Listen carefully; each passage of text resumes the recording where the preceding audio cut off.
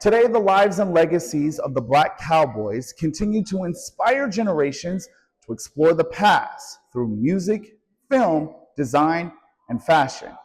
But before we dive into that, we must understand the significance of the Black Cowboy.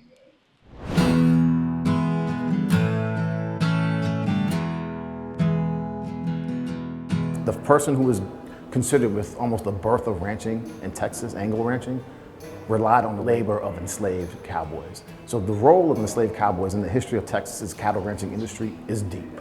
Today, are there any Black Cowboys in San Antonio? I mean, yes, there are, and there are trail riding groups that operate here in San Antonio. Personally, what I've gotten to know over the last few years is Tex Williams. He was the first African-American high school bull riding champion in the state of Texas. Wow. And you would never know it. He's just who he is. But I'll let him tell you your story. But he's a really important person in the history of Black Cowboys in San Antonio in particular.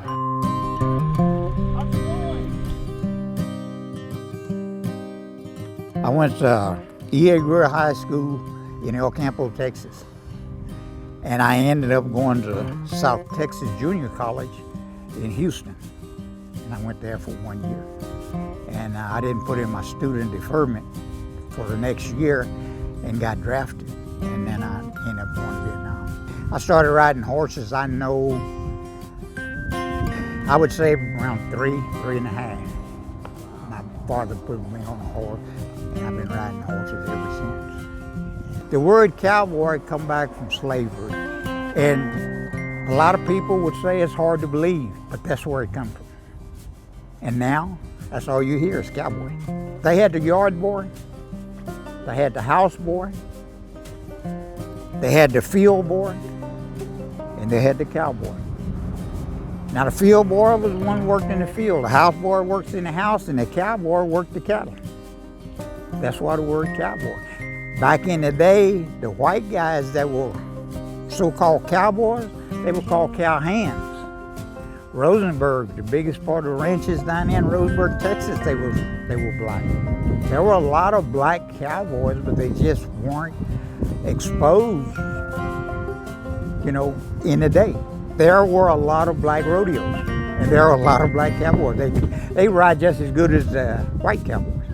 And when they worked together, when we all worked together, there wasn't any separation. It was just like man for man. Whatever you was doing, you go do it, or we help you to do it. That was it. I was born and raised in El Campo, and Warden is 14 miles from El Campo. They wouldn't let me ride in high school there. But I had already won the Texas champion bareback rider in '67. I was already going to the national final, but they wouldn't let me ride in the little rodeo that they had there in Warden. I ended up winning the bull riding that year. Wow. And I couldn't participate in the high school rodeos before '64. '64 was when the integration was, and that's when, but there weren't any black kids that was rodeoing in my time. They were there, don't get me wrong, but they weren't rodeoing, And by me being on a working ranch, I wanted a rodeo, and my dad used to take some of the kids from the ranch to the rodeos, and I would go with him. I was rodeoing with grown men. I rodeoed with grown men. And when they integrated, I started trying to go to the high school rodeo. And the ranch that I worked on, a good friend of mine, he and I grew up together.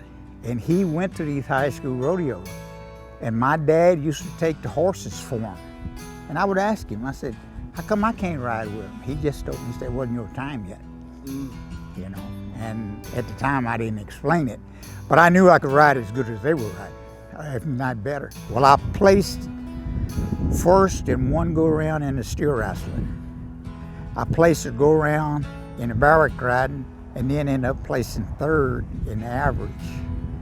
And I had points in the bull riding, but I couldn't ride my other bull because, they kicked me out the bull riding.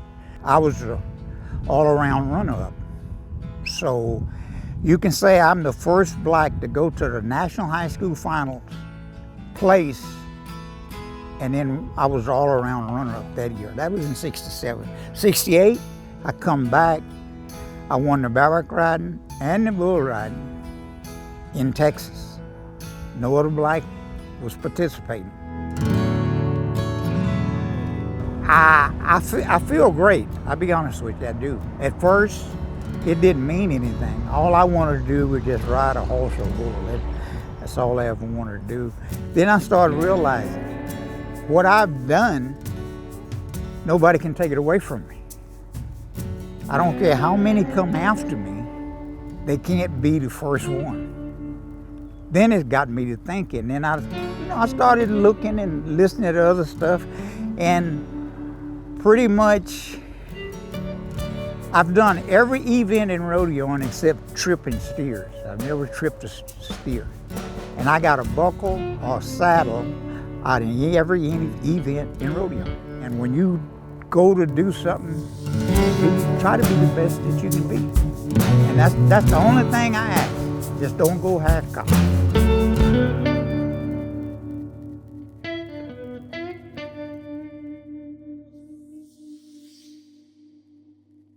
Texas has done a very good job of defining itself as Western and not Southern, right? But what this exhibit does is it shows that Texas is Southern because of slavery, and let's not forget that Texas was one of the top cotton producers in the South. But it also shows that slavery was a very malleable system because it could be used to have people labor as enslaved captives. You need to understand where you come from. And the broader that understanding is, the easier it is to accept that other people are also American, right? That people who maybe we don't imagine as American are American, right? And when we bring this to a wider world, even if it goes to Europe, right? They will begin to see that, wait a second, the West wasn't only European people. They were people of African descent. And that broadness means that we have a more inclusive America. America that actually represents all the people that are in America. The rest of this exhibit looks at Black cowboys that are active today, that are around today, that are doing the work of a cowboy today, whether it be on the rodeo or on the ranches, like the Wilcoxes and the Alexanders and the Jones family, right? And people at the George Ranch and the Hawkins Ranch, that these are still active ranches. Some of them are owned by African Americans and some of them are now state parks. But what we're able to do is we're able to show the connection from the past into today. Today, the lives and legacies of Black cowboys continue to inspire generations to explore the past through music, film, design, and fashion, including singer Leon Bridges' Met Gala attire. Now, the music superstar represented his home state by wearing a suit decorated with blue bonnets, all inspired from this same exhibit. In this exhibit in particular, I've seen that it has helped people engage with each other. It's brought communities together, which sounds crazy to me to say that, but I've seen it where it's because this exhibit was brought to another museum. The museum reached out to the African American community there, and they engaged with each other in a way that they had it in the past. Why? Because these people saw themselves in the museum once again. Now, when it comes to Leon Bridges, I would have never guessed that, but yet, we know Western fashion is popular, and his expression of this exhibit, to me, I think is powerful because that's what he felt and what he saw when he came here. The wider public needs to understand that there were Black cowboys, and that the myth that Hollywood creates in the 30s, 40s, and 50s is not an accurate depiction of the West. The West was a multicultural space. It was a multicultural space full with people of Mexican descent, Native Americans, African Americans, and European Americans, right? Working in these ranches, oftentimes together. So the significance of this is that we are changing the narrative, expanding what we think of as the American West. I've been humbled by this exhibit. The people that have come up and I've been able to speak to, and just the fact that they have been so influenced by it and impacted them so much is humbling because, for me, my only job is to tell these people's stories, right? These people were hidden, right? And almost intentionally, right? It was almost like their stories were forgotten.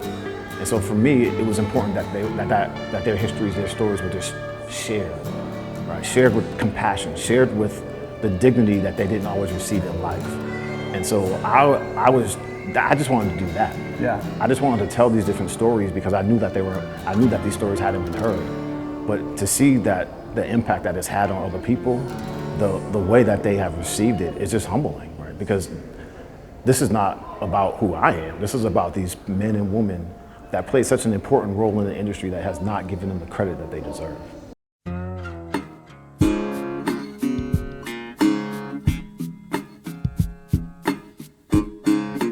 Black excellence is, honestly, it's what Black people do all the time. It's that ability to persevere and to triumph in the midst of adversity.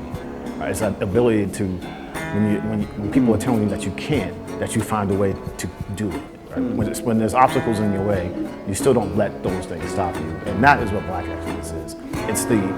It's the self-confidence, the self-worth to say, I know that they're not treating me fairly, but I want to be the best anyway.